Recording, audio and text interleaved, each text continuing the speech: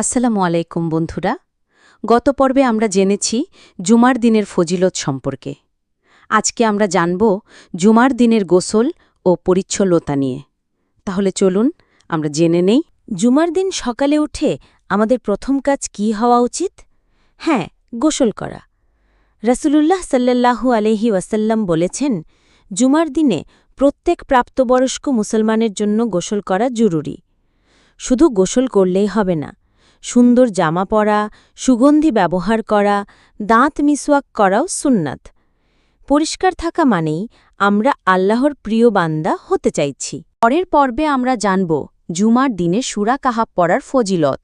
এই জন্য আমার চ্যানেল আলোর পথ সাবস্ক্রাইব এবং ফলো করে পাশে থাকুন, যাতে সবার আগে আপনার কাছে এরকম ভিডিও পৌঁছে যায়।